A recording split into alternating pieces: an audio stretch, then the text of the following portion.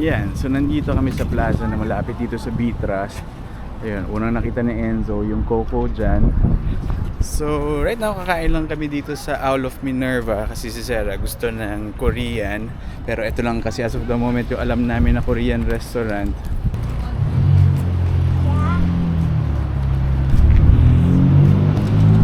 Actually ako rin nagka-crave din ako ng kimchi kasi ang tagal ko na rin hindi nakakain.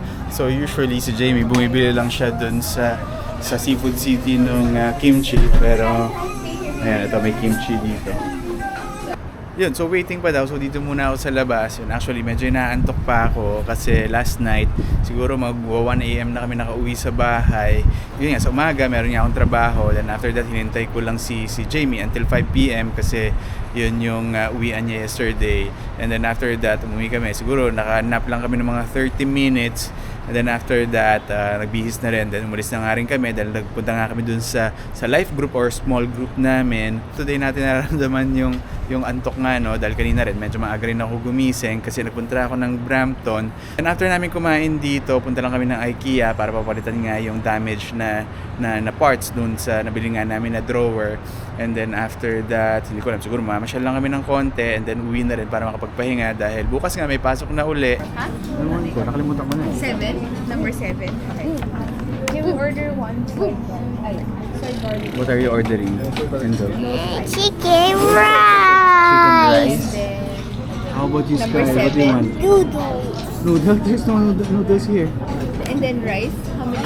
Rice. Ayan, so ito na yung order namin. Pero hindi ko alam ang tawag dito eh. Basta number 7. That's my hat. Kasi ito para sa mga bata. Don't make it as a hat. What are you doing, Sky? Don't make it as a hat. Ay. Are you hungry na, Enzo? So, ano yung order mo? Side dish, pwede na. Number 9. Ha? Number 9? Ang tawag? Number 9. Hindi ko alam. Number 9. Tofu soup, seafood tofu.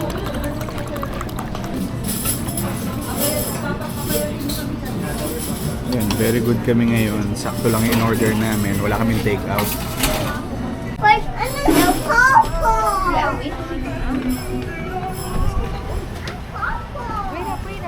Ayan, so tapos na kami kumain. Kaya lang medyo makulimlim kasi yung forecast today, uulan ata itong tanghali. Let's go. Ano, busog? Beatrice! Yes! Busog-lusog. Ikaw, busog? So paglabas lang dito ng Owl of Minerva, ito na yung Beatras. So kanina, while naghihintay nga ng pagkain, si Sarah nagpunta nga rito sa Beatras and pinacheck ko na rin sa kanya kung ano yung mga fruits na naka-sale. So sabi niya, naka-sale daw ngayon yung strawberry. So tingnan namin kung magkano.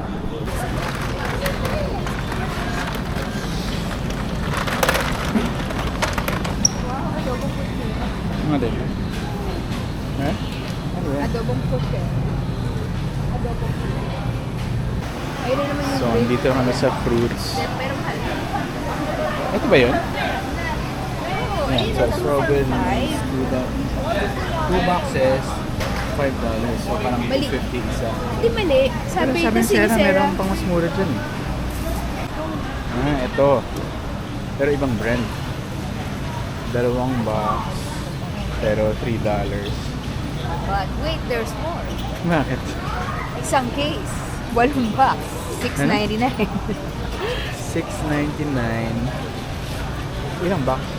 8. Walong ganito? Isang ganyan. Isang tray. Isang case pala. Diba? But Sky. wait, there's more. Where's You the want F? strawberries? Yeah. And this is milk. Milk. I have Ay, milk. condensed milk. Ah. With milk? Yeah. Teka, wait lang. Ilang bibili natin? Isang case? Ewan ko. Kaya ba natin yung puso?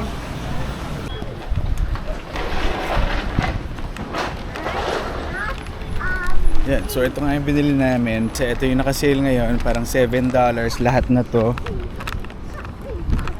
So siguro ngayon, uwi muna kami sa bahay kasi malapit lang din naman to sa bahay namin. Iwan muna namin to kasi baka masira to sa likod ng kotse. And then after that, pupunta na kami sa IKEA. Ayan, so nandito na kami sa IKEA. Ito, papalitan lang namin.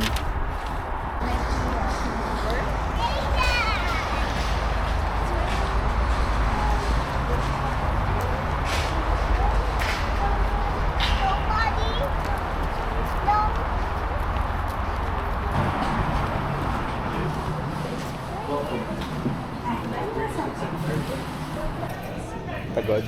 Pagoda. Ayan, si Sky, naglalaro na ng iPad.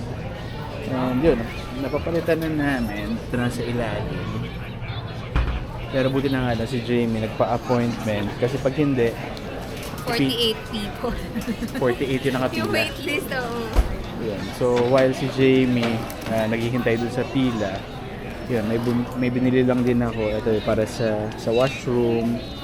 Tapos ito, bumili lang din ako ng lamp. Tsaka ito, yung bombilya niya. Kasi doon sa may sofa namin, kapag gabi, sobrang dilim niya.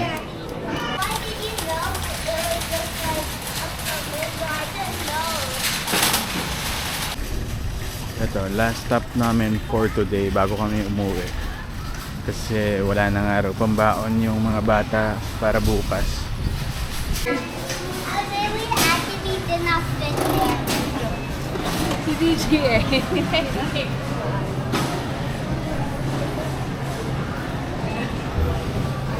Ano, may sale ba?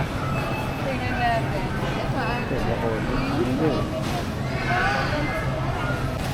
Ayan, Tupak tayo, diba? 0.99 per pound. Mura ba yan? Oo. Mga $2 isang ganito. Really my favorite. What's your favorite? Green. Green. Green, red? This time, Yeah. batch and green. Ayan, so bumili lang kami ng drumsticks. And then supposed to be itong pork shoulders. Kaya lang, meron daw na naka-sale doon. So 1.69 lang siya per pound. And then pinakat na lang namin dito. Ano yan? Meron kasi tayong, ano yun? Coupon. I want that. Minus 150. Pero magkano yung isa talaga yan? Ngayon naka-sale siya na $3.30. Tapos minus. Tapos minus 150. Ito. Save Sky. 150 when you buy any two or Danino. Enzo Sky. What do you guys want? Ice tea ba Juice. naka-sale? For school. Hindi. Aray.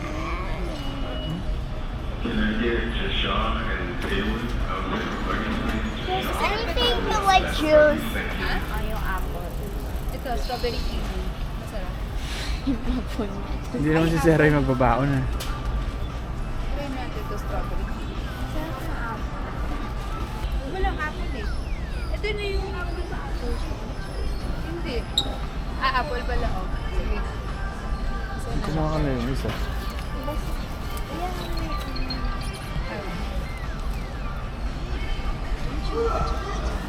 Yan, dito na kami sa chicheria. Enzo, what do you want? Takis. Huh? Takis? No, I don't like takis. Isang piraso na lang. Ay, fresh, meron na. Marami pa. Kasi madalas pag pumunta kami rito, laging ubos na yung ketchup. Dalawa? Sige. Uy, ano yan? We Chino? need this. Ha? We need this. Ano, we need this. We need this.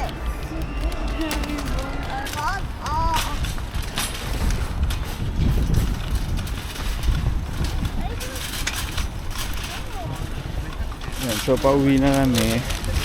Ang total na nagastos namin sa grocery today is ito, $114. I see your office, Mommy. Yeah. Yun, so nandito na nga kami sa bahay. Nakuha na namin itong parts from IKEA. Tapos yun nga, subukan natin assemble din lahat. Ito, para matapon na rin natin yung mga boxes. And then ito nga yung binili ko na lamp na ikakabit ko doon. So tignan natin mamaya. So finally nga, natapos na natin yung mga kailangan natin i-assemble. Yun, so wala na tayong kalat dito. And then pakita ko lang sa inyo yung sa drawer. So yan, sa drawer, buo na siya. Hindi na siya bungi dun sa dalawa sa ilalim.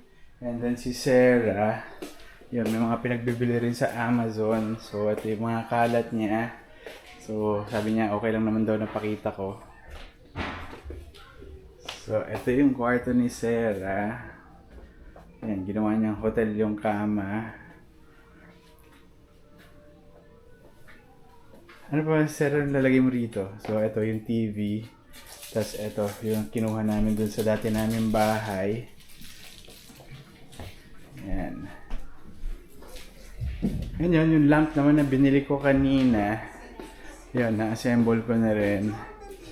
Ayun, nilagay ko siya dun sa gilid kasi yun nga, nabanggit ko kanina na kapag gabi rito, sobrang dilim as in wala ka talaga makikita. So hindi mo alam kung may tatamaan ka ba papunta dun sa washroom.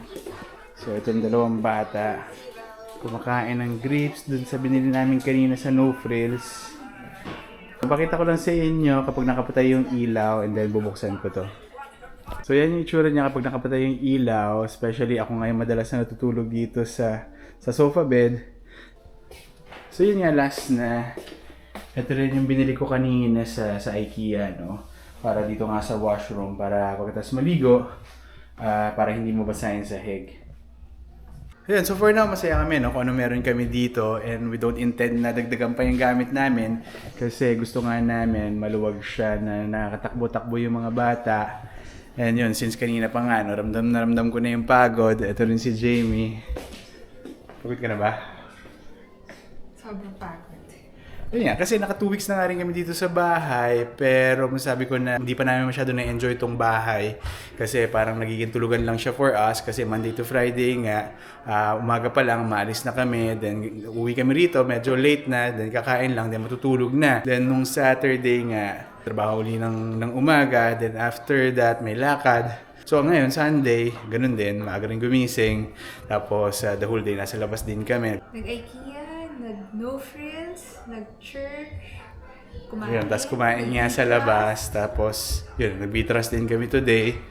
So, yun, looking forward nga ako next week, no? Kasi long weekend dito next week. So, hopefully, yung weekend next week, medyo ma-enjoy na namin itong bahay. Makapag-stay kami rito at makapagpahinga. Actually, medyo busog pa kami lahat. Pero, ayun nga, nakabang naman tong ulam namin. Naiinit lang just in case na meron magutom dito sa mga bata. And ngayon, eto, Labada Day. So marami na naman kaming isasalang nga dun sa washer and dryer. So yun nga pala, today is October 6. So birthday ng daddy ko sa Pilipinas. So yun nga, nakakalungkot lang kasi silang tatlo lang yung nag-celebrate. So yung mommy and daddy ko, tsaka yung panganay ko si Francine. So I think kumain sila sa labas. Siyempre gusto ko magpasalamat dun sa daddy ko kasi siya yung maasikaso dun sa mga kailangan asikasuhin sa Pilipinas habang wala ako. Happy birthday, Daddy! And then, itong dalawang bata. And so, Sky, you greet Lolo happy birthday. Happy birthday, Lola. Lolo. Happy birthday to me. Ano to Lolo? Happy birthday, Lola. Happy birthday, Lolo. I love you. I love you. How about you? 17, 19, 20. Yay! So bukas may pasok na naman nga uli. So kailangan namin magpahinga na maaga. So siguro dito ako na naman uli tatapusin itong video. So again, thank you for watching and I'll see you in my next video. Bye!